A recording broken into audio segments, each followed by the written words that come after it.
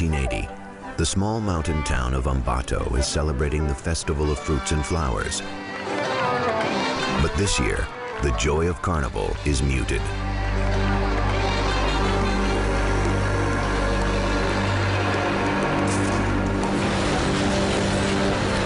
Dozens of girls between the ages of 8 and 12 have vanished.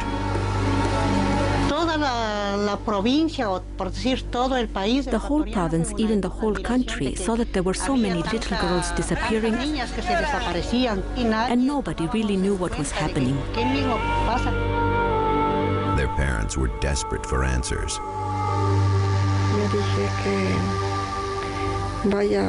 I told her to go sell some things, to buy a bus ticket home and come back. And she didn't come back. We thought maybe somebody had kidnapped her for a ransom, or that somebody took her to another country. We thought they had taken her because she was very pretty, very pretty. At first, local police did little. They assumed the girls were just runaways. Unfortunately, the police did not take the disappearances of the little girls seriously. The police issued a release saying that the disappearances of the girls was because they had failed their school year. The families did what they could to find their daughters.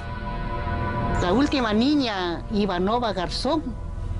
The last girl, Ivanova Garzón, her mother put ads in newspapers, put ads on street lamps that said she'd give a reward of 20,000 sucres if someone gave some news about the little girl, but nothing.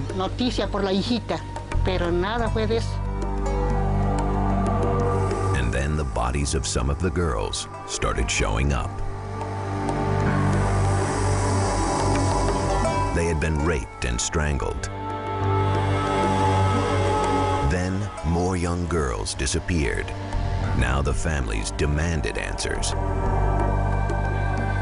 But the police had no leads and no suspects. We didn't have any evidence to begin to identify a suspect. We didn't have anyone who could provide some type of identification or give us a sketch. The citizens of Ecuador became wary. The killer could be anywhere.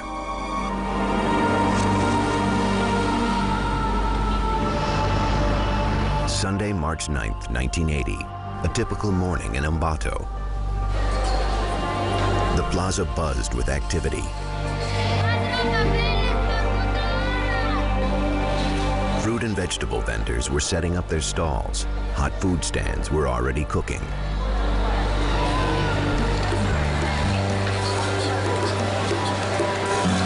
No one paid any attention to a stranger peddling his wares. He was selling chains, padlocks, and other trinkets. The man walked the plaza most of the day. Then he approached a vendor named Carlina Ramon. It was around 4 o'clock in the afternoon. This man asks me to sell him food. He began looking into my pots to see what I had, and then he kept looking at my daughter as if to try to get her attention. Carlina's daughter Alicia was 11 years old at the time.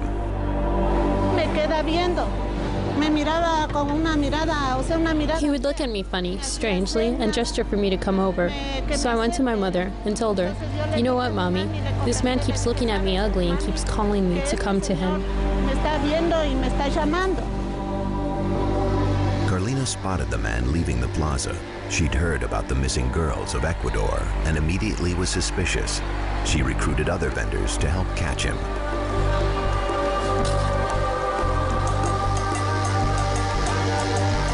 Just outside the plaza, Carlina and her friends overtook the man and dragged him back. Carlina accused him of kidnapping and killing the little girls. Dice, no, señora, dice, no es así. Yo soy un pobre trabajador. He says, no, ma'am, I'm a poor worker. I'm a humble man. I'm not a thief. I'm not anything. I have a clean heart. The townspeople weren't convinced. They held the man until police came to take him in for questioning.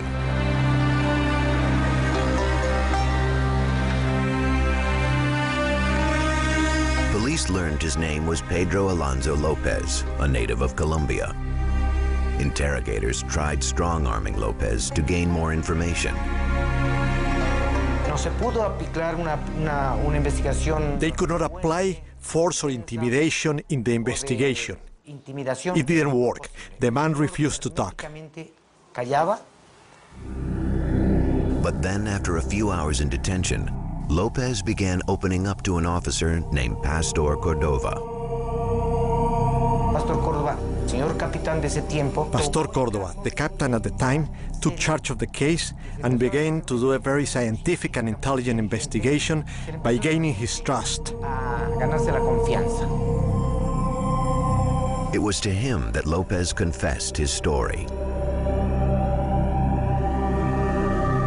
He said he'd spent the last 7 years traveling between Colombia, Ecuador, and Peru. And in those 3 countries, he claimed he had raped and murdered as many as 300 young girls. The captain was stunned. It seemed impossible that one man could have carried out so much violence. If López was telling the truth, he'd rank among the most prolific serial killers in history.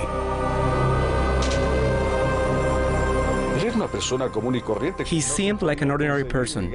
It was unbelievable that this man killed so many little girls. News of the capture of Pedro López soon hit the airwaves.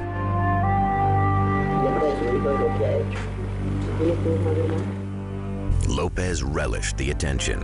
He wasn't shy about discussing his crimes or philosophizing about life and death on camera.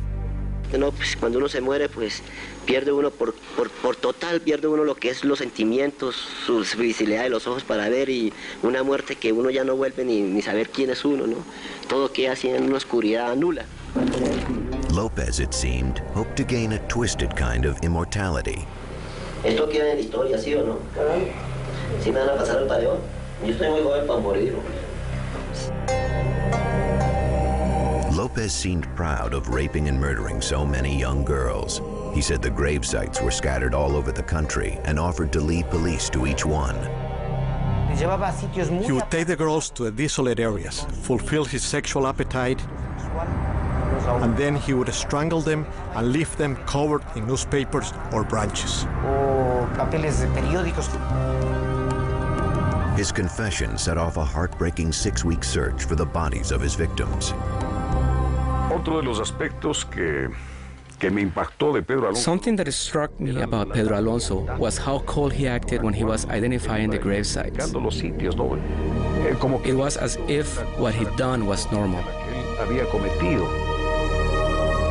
López would lead police across 11 Ecuadorian provinces, a journey that would reveal the truth behind this seemingly insignificant man.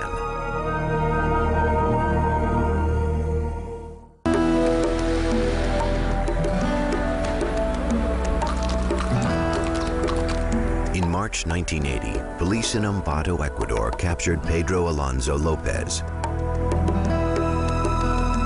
While in custody, López claimed to have raped and killed more than 300 girls from Colombia, Ecuador, and Peru. As proof, he agreed to show police the grave sites of his victims. Nobody realized it was the criminal who was leading police to the graves. They dressed him up as a policeman and nobody recognized him.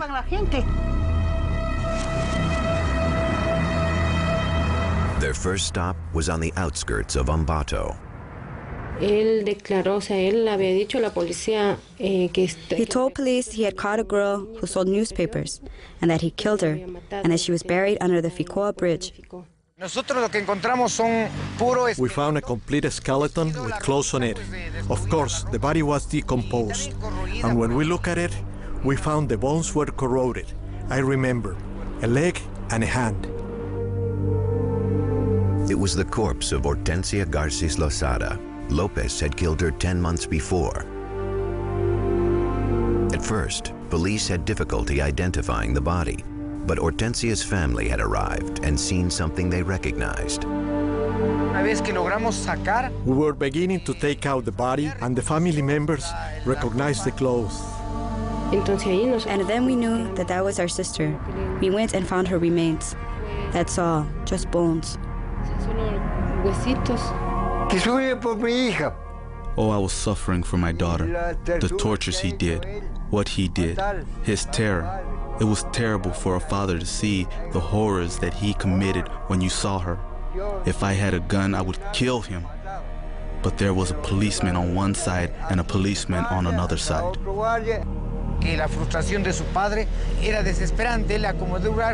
The father wanted to kill this criminal. He shouted, "Justice, justice."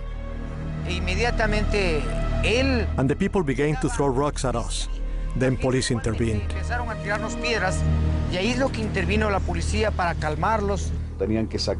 They had to take him out disguised because people wanted to lynch him. They wanted to kill him. The discovery of Hortensia Garces Losada was only the beginning. As men, as police, we felt the need for revenge, but we had to hold out until the very end. It was very emotional for us, even though we were professionals. We couldn't stand what was going on, but we had to control ourselves until we got the information we needed. Police did their best to keep Lopez talking. One strategy we used was to give him tobacco, coffee. We invited him to eat chicken. We gave him beer, and he calmed himself completely.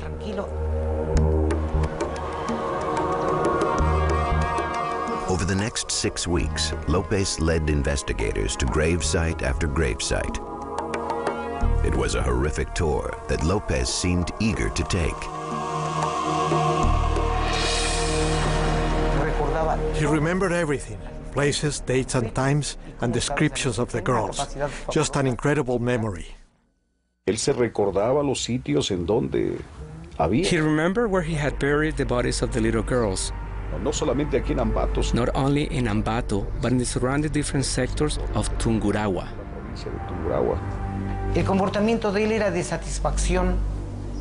He was satisfied that he had shown us the bodies. He didn't feel anything. No remorse, no guilt, nothing. At a gravesite in Salcedo, Ecuador, Lopez showed off his brutal handiwork. He grabbed the skull and placed it under his arm so we could take a picture of him.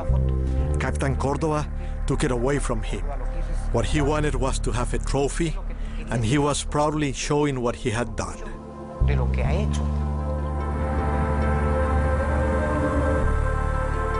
In all, police would unearth the remains of 57 of Lopez's young victims. The case of the missing girls was solved, but there was another mystery. What had led Pedro Lopez to commit such terrible crimes? As the investigation progressed, Lopez began to confide in Captain Cordova.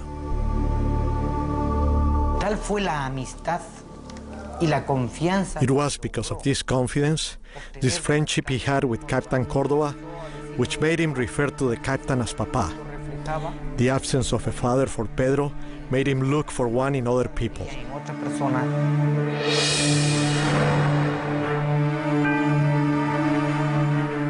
Lopez never knew his own father, Medardo Reyes. Reyes was a member of Colombia's Conservative Party who was caught in the crossfire of La Violencia, Colombia's civil war. He was shot and killed on April 9, 1948. At the time, Lopez's mother was 3 months pregnant with Pedro. I thought I was going to lose him from the shock. I could feel him inside me, but he was of strong blood. 6 months later, on October 8, 1948, Pedro Lopez was born in the Colombian town of Santa Isabel. When he was about 5 years old, he and his family moved to Espinal. According to his mother, Lopez was a polite child who dreamed of being a teacher. He liked to help the other children, and with his notebook, he helped them practice their vowels so they would learn. He said, "Mom, isn't it true that I'm good at teaching the children? One day I'm going to be a teacher." I said, "Yes, son. Please keep teaching them. What else can a mother say?" But Lopez and his mother have very different accounts of what his childhood was like. She claims that even though they were poor, she was a loving mother. In a recorded interview, Lopez claimed she was abusive. That woman was violent. It is my understanding that this woman is sick in the head, because that was not the proper way to punish your children. She would punish me with such violence. Lopez also claimed that his mother was a prostitute. As a little boy, he witnessed his mother commit sexual acts with men, and they hit her.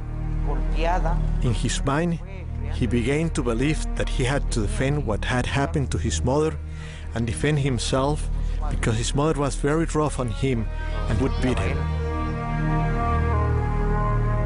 At age 8, Pedro Lopez ran away from home. His mother believed he was kidnapped by a neighbor.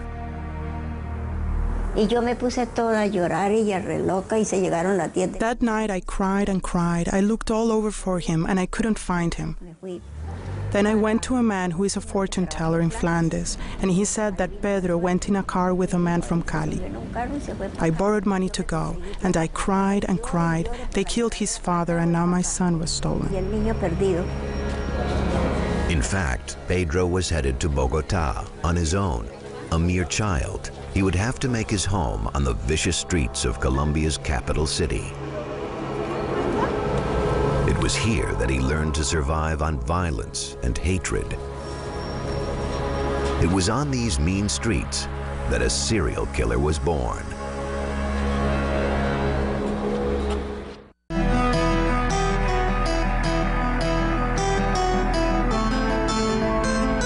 March 1980, serial killer Pedro Lopez led police to the burial sites of many of his young victims. In a recorded interview, details of his past began to emerge.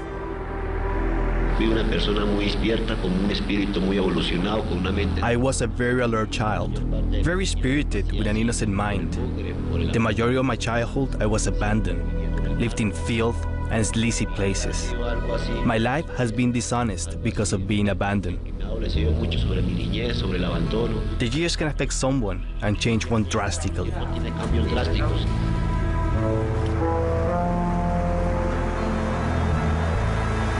In 1956, 8-year-old Pedro Lopez was a runaway, trying to survive on the streets of Bogotá, Colombia. He was one of thousands of homeless children called gamines, who made up the lowest rung of city life. Most of these kids left their houses because they're abused, and the only place they can end up are the streets because they don't have any other option. Lopez was now a part of the city's underbelly. He dug through garbage to eat and clothe himself. He began smoking a popular street drug called bazuco, a highly dangerous, impure form of cocaine. For protection, he joined a gang of other gamines. They make very, very strong bonds between themselves. They stick together for long periods of time. They help each other, they protect each other. They have to defend themselves. They have to learn how to survive all together. Lopez and his gang fought with knives and belts against other gamines for sleeping spots. Violence became a normal part of Lopez's life. They learn so many things. They have to learn how to survive. And if you're going to survive on the streets, you have to steal. And if you're going to survive with other kids that are delinquents, you have to learn how to defend yourself, how to fight. Lopez says he was hardened by these experiences. It was during this time, he later claimed, that he'd been sexually victimized by a man. Being a child, I lost my innocence. They dishonored me. I was a small child, very innocent. It was something I wanted to forget. I don't deny that it affected me. I have always wanted to punish those responsible. According to Lopez, a man offered him a bed and a hot meal. Lopez accepted, but instead was taken to an abandoned building and raped.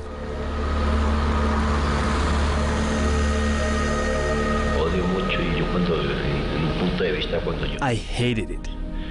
When I see a certain person, let's say a male adult, that does not respect a young boy, well, I see to it to fix that person. Lopez said he couldn't go to the police. Rarely did they do anything about the plight of a gamín. After the incident, he said he went outside only at night. Another time when Lopez was 10, he said he was approached by an elderly American couple living in Bogota. He said they offered him a home because the sight of him begging on the street broke their hearts. According to Lopez, the couple enrolled him in a school for orphans. For a couple of years, he led a stable life, but his good fortune did not last. When he was 12 years old, a male teacher sexually molested him at his school. Lopez stole money from the school's office and ran away from the couple who had taken him in. He returned to the only thing he knew, Bogota's violent streets. What did that gamín do? So that is what I declare, that I am 31 years old and I have led a backward life, disoriented, that I have been without support and help. But what mostly I needed was support. Lopez lived on the streets of Bogota for 13 years. In 1969, at age 21, he was arrested for stealing a car. After only 2 days behind bars, he was brutally raped by 2 older inmates. In retaliation, Lopez fashioned a crude knife out of a prison utensil and murdered his rapists.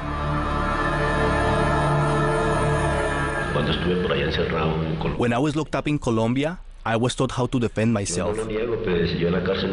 I don't deny that in Cárcel Modelo, I killed 2 in there, but the warden said, don't worry. Authorities deemed the murders self-defense. No extra prison time was added to Lopez's sentence. But these murders were the beginning of a new chapter in Lopez's violent life. He swore he would never be a victim again, and he vowed to seek his own brand of justice for all he'd endured. At age 23, Pedro Alonso López was released from prison and went on the hunt.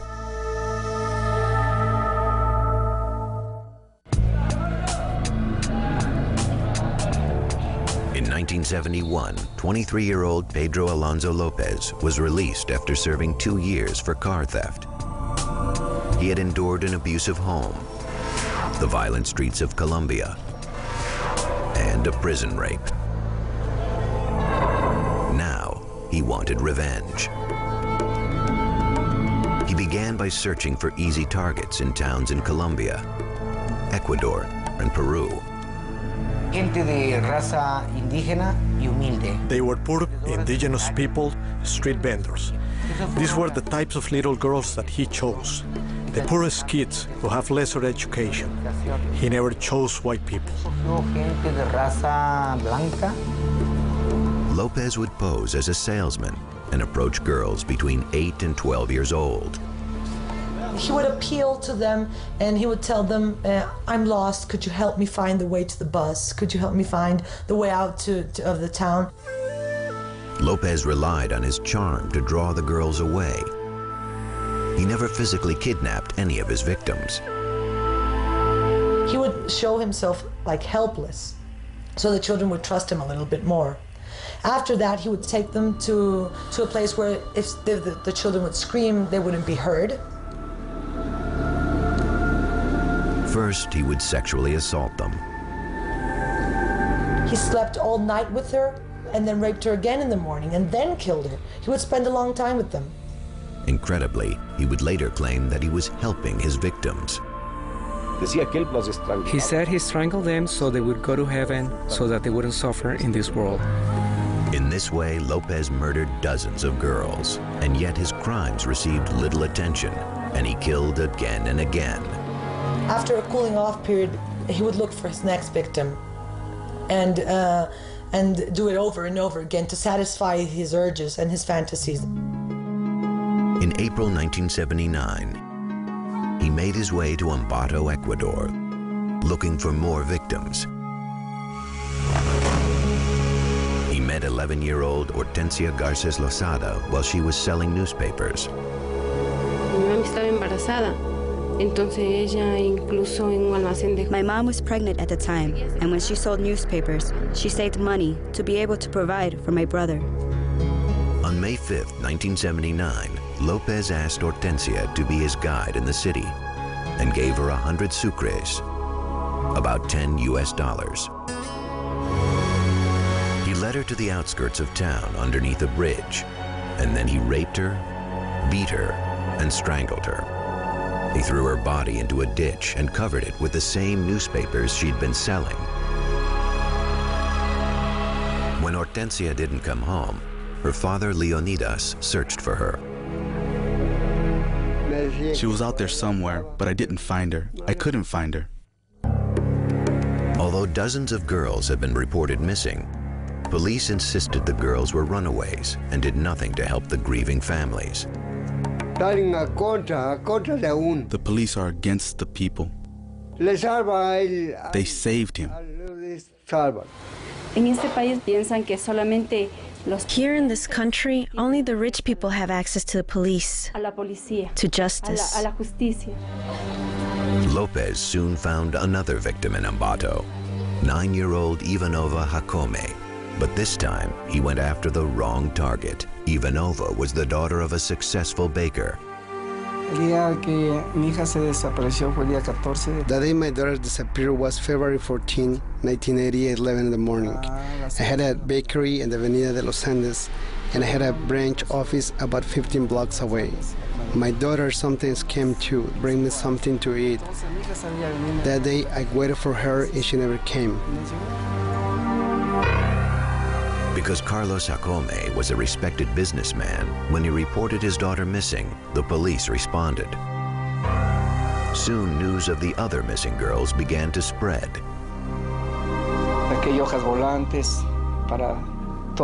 I took out flyers. I spread them all over Ecuador asking for information, but we didn't find out anything. 22 days later, on March 8th, the police recovered a little girl's body in a wooden shack on La Florida, a farm near town.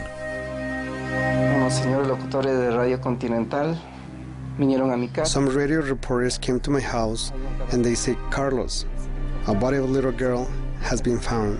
And so I went to the hospital morgue, and that's when I went in and I saw my daughter. I'm still devastated. For me, it was very tragic.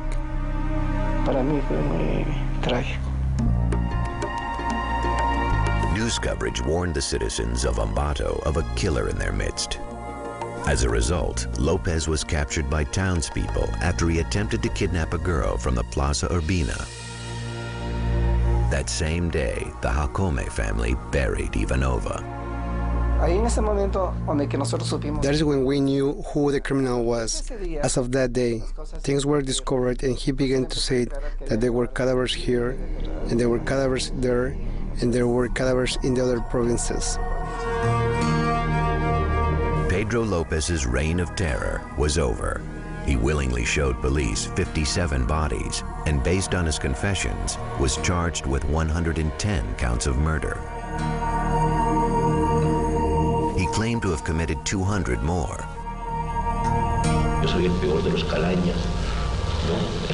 I am the worst of the worst. Perhaps I took it too far because of my ignorance. The low of the low. Perhaps even a complete animal. But as the case went to trial, victims' families feared justice would not be served. This seemingly mad killer had, in fact, been carefully plotting his crimes. And he knew that the laws of Ecuador were on his side. If somebody killed one person, or killed 100, or killed 1,000, he would receive the same sentence.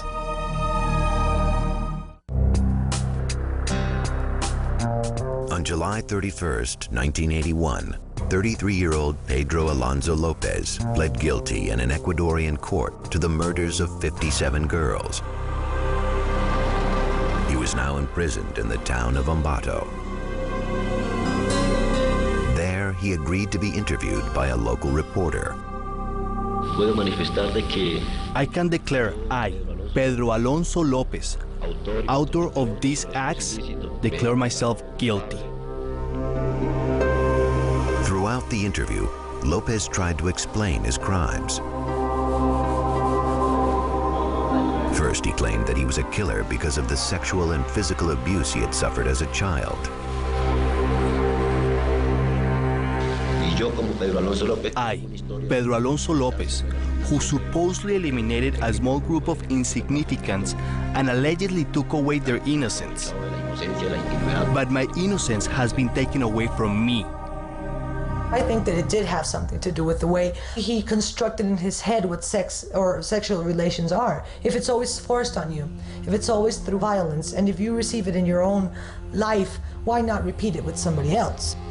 But psychologists believe López's brutal crimes also satisfied another twisted desire. Uno de los motivos por los cuales él tenía que matarlas era porque eran pobres. One of the reasons he said he killed them was because they were poor. Maybe he found them ugly or useless and he tried to stomp out the weakness. Quitarle al mundo esa parte. This allows them to feel stronger, bigger.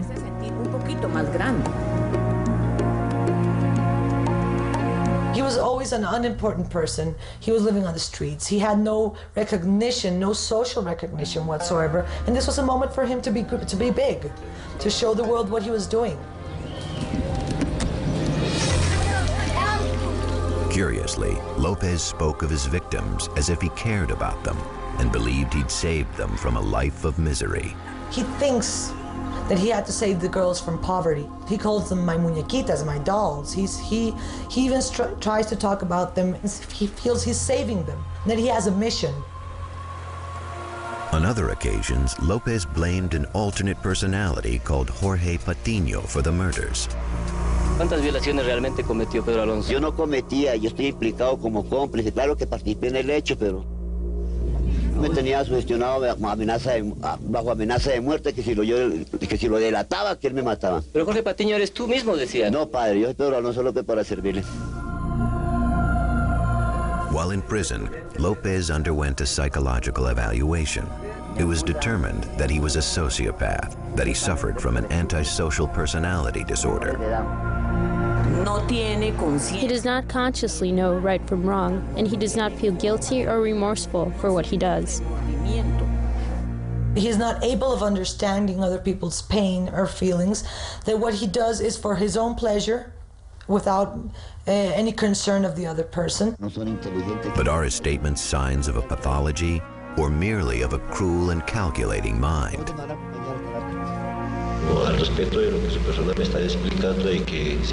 You asked me if I felt anything while asphyxiating certain persons. Well, no. It's strange, no? Someone who shoots another with a gun and the other person feels the pain of the bullet. Is the shooter going to feel the same agony or the same pain? López was very good at using his words to manipulate others. People with personality disorders are very smart, and they use their language in a way to try to justify their actions very well. They're very skillful.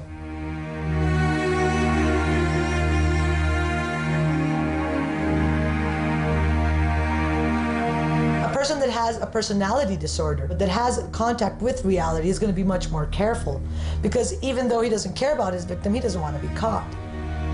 And he was aware that the laws of Ecuador would protect him. He knew that it didn't matter how many girls he killed. The law did not allow for consecutive sentences. Even if you kill 1 or 1,000, it's 16 years. López was right. His sentence amounted to 4 months for every girl he murdered. The fact that he only got 16 years, that's not justice. A fair sentence would have been life in prison. The authorities and the laws are terrible. They should have seen it was a special case. They didn't do it. After 2 years in prison in Ambato, López was transferred to the Garcia Moreno, a prison in Quito, Ecuador.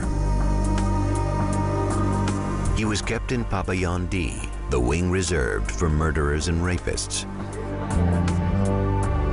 López passed his days alone, smoking bazuco, scribbling in a diary, and carving coins with Jesus on one side and the devil on the other.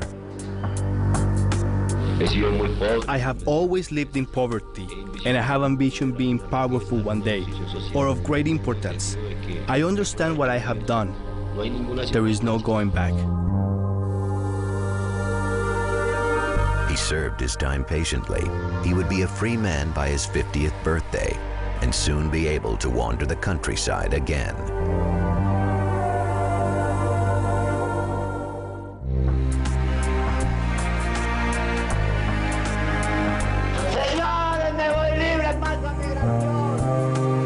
On August 31st, 1994, serial killer Pedro Alonso López was released from the Garcia Moreno prison after serving 14 years of a 16-year sentence. He was released 2 years early for good behavior.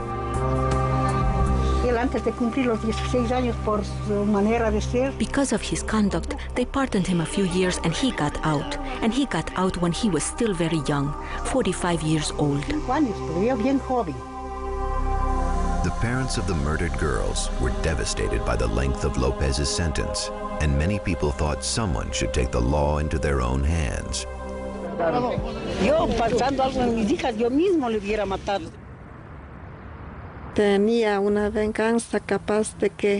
I wanted revenge. I wanted to break him into pieces because he killed my baby.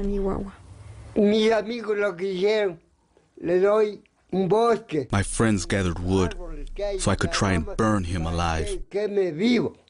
Era tanta la furia de la. There was so much rage. The people asked the president of the country for a reform of the laws. Las leyes. But the victims' families would have no chance to seek vengeance because López's stay in Ecuador was short-lived. He was detained just 1 hour after he was released. The superintendent of the province had ordered him back into custody so that he could be deported to Colombia. Usted es extranjero y si usted no tiene la documentación en regla, yo no puedo ponerle en libertad.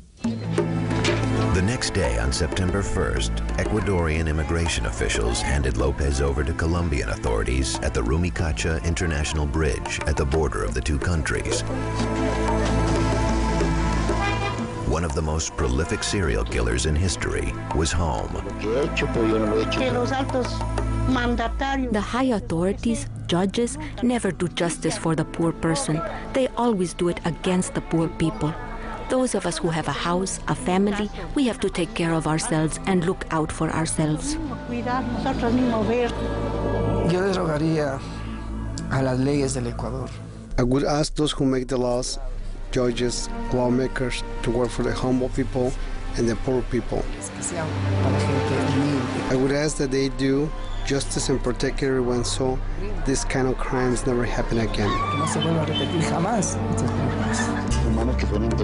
Authorities feared López would continue killing people.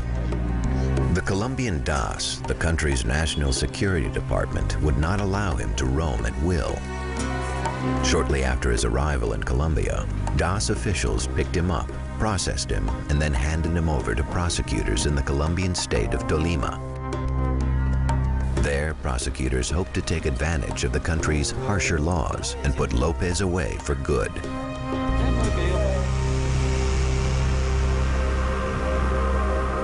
López was charged with a 2-decades-old murder case. Back in December 1979, López had traveled to Espinal. Within a month, 12-year-old Flor Sanchez disappeared. Her body had been found half buried in a rural area near the city. Her mother, Alba Sanchez, identified her daughter's remains later that day at the police station. I entered and they said, "Inspect the clothes. Maybe there's a little dress." Yes, it was my daughter. The murder seemed to match López's pattern, and Colombian authorities had more than enough evidence for a conviction. God forgive me. They should take his life. How can you let a guy live that keeps killing like this? Why would they let him live? Yet again, Lopez dodged harsh punishment. In late 1995, he was declared insane and condemned to the psychiatric wing of the Cárcel Modelo in Bogotá. Just 3 years later, in February of 1998, a prison psychiatrist declared Lopez sane. It could either be that the psychiatrist really felt that he was recovered or that he faked it. I mean, he went on for 10, 12 years killing people without being caught. He was smart. He could have faked being better. He could have faked change. A mere $50 bail freed this serial killer. He was released with 2 conditions. He had to continue to receive psychiatric treatment and report once a month to a judge. Lopez decided to revisit his past. He traveled to Espinal from Bogotá to see his mother Benilda for the first time in 19 years. The day he came to visit me, he says to me, "Mother, kneel down in front of me so I can bless you." And I said, "The one who should kneel down is you. The son is the one who kneels before his mother." He got down on only one knee. But then Lopez showed his cruel streak.